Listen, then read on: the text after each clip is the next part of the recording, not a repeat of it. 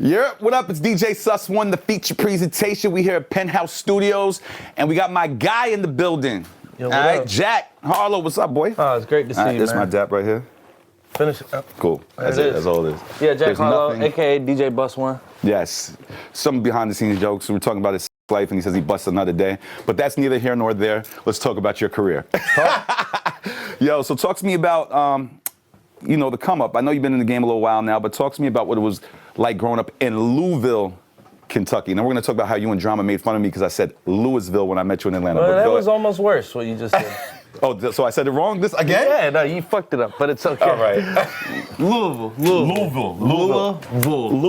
Yeah. I said, quick thing, I met him in Atlanta with my boy DJ Drama when I was on tour with Mariah, and I attempted to say what I just said, and they made fun of me for at least 5 minutes straight with no fucking break.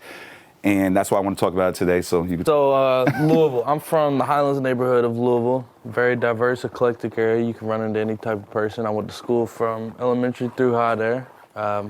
Very pedestrian-friendly area, so I was walking around after school for hours, just exploring. And I think it widened my scope as a person. So that's what it was like for me growing up, was just meeting a lot of people, moving around. And how did you get into music and hip hop? Well, rap music, by the time I was an adolescent, was just the flyest thing going already. So I was into it. I always liked writing, and it was just attractive to me, so I just wanted to do it. So at what point did you move to Atlanta? Because you moved to Atlanta, correct? Correct. What made you move to Atlanta? At what point did you move to Atlanta? Yeah, so about a year after I graduated high school, I moved to Atlanta, and it's about a 6-hour drive from Louisville, so we had been bouncing back and forth on spring breaks and stuff. I would come down and do open mics. I was just trying to get on, and it was the closest big hub, so I had made some connections down there, and then I was like, you know what, let's just move. So me and a couple of my guys, we moved down. It was as simple as that. Yeah. I remember I just made a decision one day. My best friend Urban was one of the guys that moved with me, and I was like, yo, he was in college, and he left college to go with me. Just took a leap of faith. Did you feel like it was because most of the music that was popping at the moment was coming from Atlanta? And you felt you should be there? To a degree, and it was like if I lived in New Hampshire, I might have moved here, you know what I'm saying? But like the closest thing was Atlanta, so we had done as much as we could in Louisville at the time, so it was like, let's get on. I want to get on a national level, so I'm gonna go to Atlanta. Nice. So how did you run into my brother, DJ Drama? How did you run into? Well, so we moved down there, me, my producer 2 for 1, and my homeboy Urban. And me and Urban immediately got a job at Georgia State. We were working at Chick-fil-A. So we were doing that just to pay rent at this apartment. And then one day, a friend of DJ Drama's hit us up and took us to Mean Street and introduced me to Drama. And Drama said he wanted to sign me.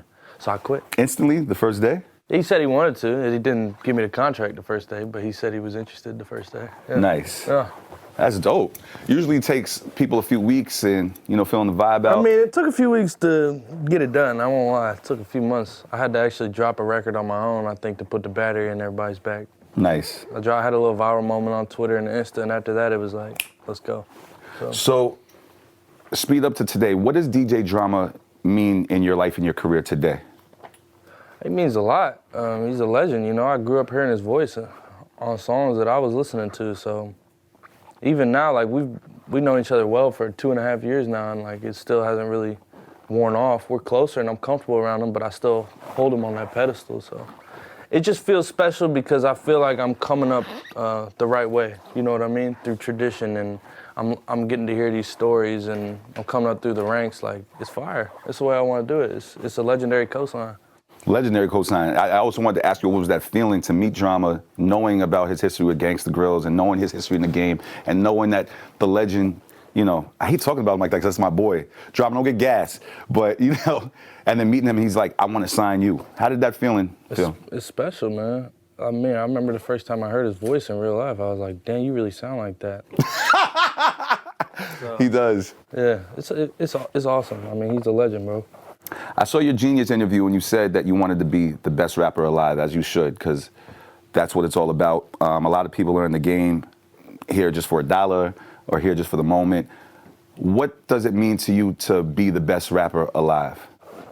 Well, for me, I just remember when I was 11 or 12, like, that's what artists were talking about and aiming for. Mm-hmm. Like, that was a big thing for Wayne. I think it's clear that's a big thing for Drake. Like, I fell in love with the art and competition in hip hop early on, and so that's just something I'm interested in. I don't think there's as much competition now because it's more about just being an individual, and I respect that. Not everybody has to go for that, but for me, that's what I grew up. That's what made me fall in love with it.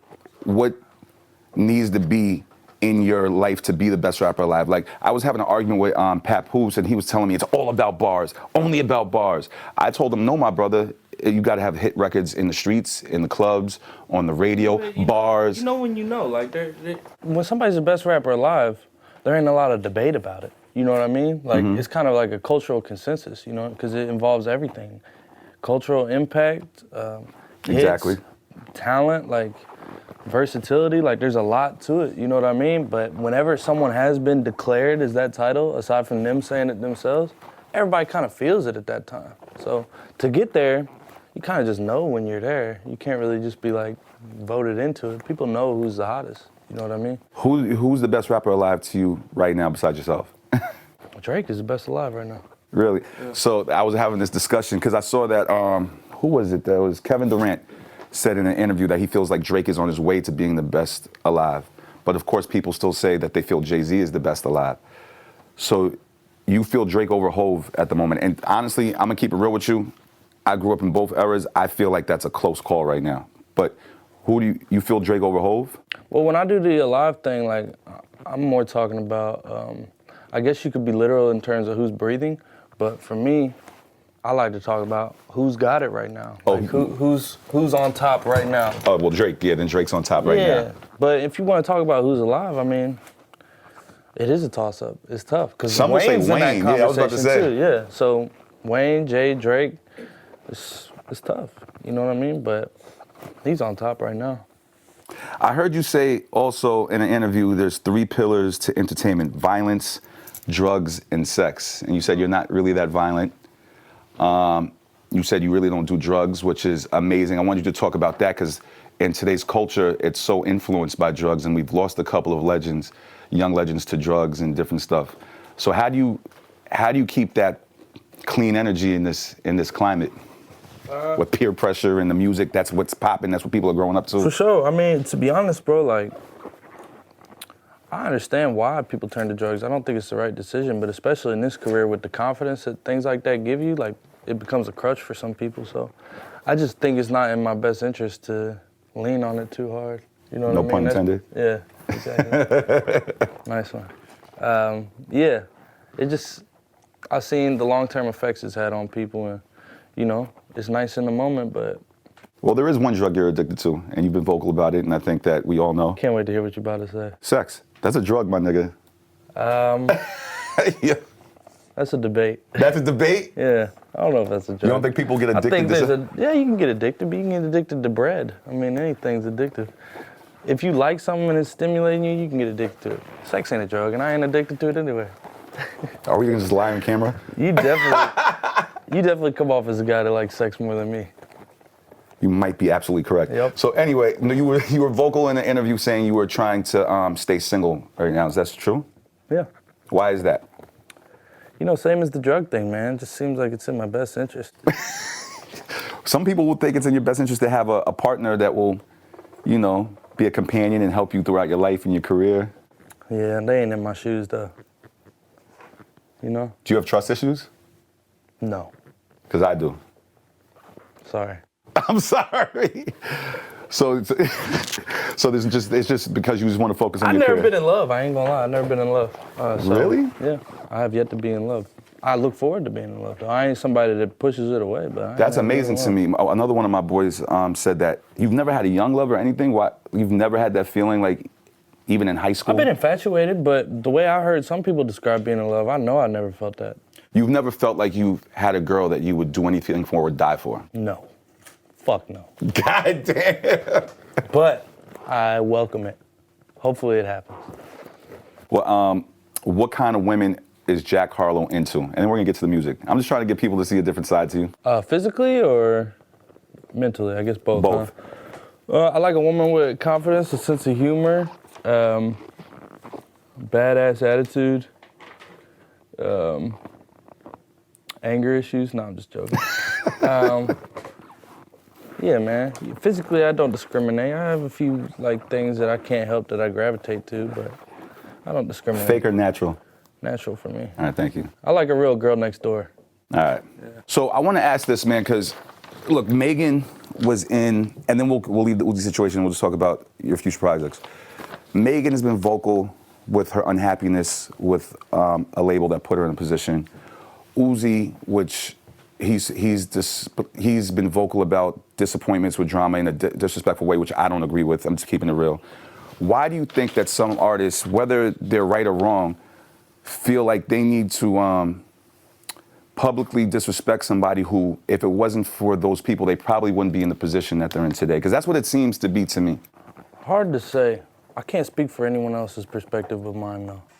You know, people go through things and you only hear one side of the story a lot of times. So for me, I've never really been somebody that can go in an interview and, you know, speak about why someone feels a certain way. You know, I just watch the show like you. So talk to me about the EP. What can people expect differently from the music that you put out? 7 songs. It's called Sweet Action. The music's, you know, very addictive. It's sweet, it's soothing on the ears. It's got a candy-coated quality to it, you know, but it's still bouncy and fun, and it makes people move. So I'm excited about it. It's gonna go crazy at shows. I think you can play it in parties. I think you can vibe to it in the car. You know, it's just all-day type of music.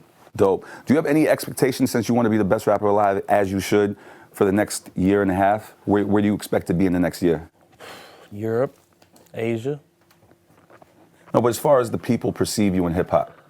Oh, I think the perception's only gonna get more and more positive. I done seen so many skeptics turn into believers in the last few years that I just, I'm anticipating that continuing.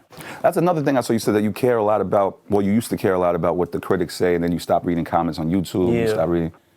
Well, I'm an artist, so it's like Erykah Badu said, I'm sensitive about my shit, you know what I mean? Mm-hmm. Part of, you know, how you make great music, sometimes I like to have people in the room. I feed off of other people's energy, so naturally I can't control that. People shading me. Now, my skin has gotten a lot thicker as I got older, I can't lie, but I'm very receptive to energy. I like doing shows. I like connecting with people, so the double-edged sword in that is that it's gonna bother me when people are hateful, but that's just who I am as a person. Yeah, because I interviewed Cardi one time, and she said the same thing, and I told her, the social media era seems blatantly that people are just trying to get reactions out of people out of disrespect and hate. Sure. And you grew up in this era, so when you look at that, you never just be like, the fuck out of here. They just want a reaction. Oh, 90% of the time, that's exactly what I do. But sometimes you're in a different headspace. Sometimes things can catch you, you know what I mean? And I think that's just part of being human. There's a natural desire to be accepted, but when you're in this career, you gotta let that go. So I'm definitely, I'm just being honest that it has bothered me before, but it's not something that I stay awake at night about. I'm much better at just brushing off comments than I used to be, bro. It's crazy. Nice, as you should, because people are pieces of shit. Sorry to say that. That's facts. So anything that you want to talk about that I might not know about that you got coming up besides the EP? I'm shocked at how much you do know. You knew a lot, so. Really? You're supposed to know You a knew lot. too much, honestly. A lot of things I didn't want to talk about. Well, you just found out something different about me today, that I'm black and white and I'm not Dominican. Yeah, dude's black and white. Shocking news right here. He was like, "You're white?" And I was just, he didn't we connected say that. quick. Nah, but you're one of the good energy people in this game, and I'm looking forward to you moving up, you know, even more than you've moved up in the past couple of years in this game. Thank you. And I'm looking forward to seeing where it turns out. Appreciate that. My brother, love, man. Pleasure, bro. Feature presentation, DJ Sus One, Jack Harlow. And tell DJ Drama I know he's popping, but he got less swag than me. Love.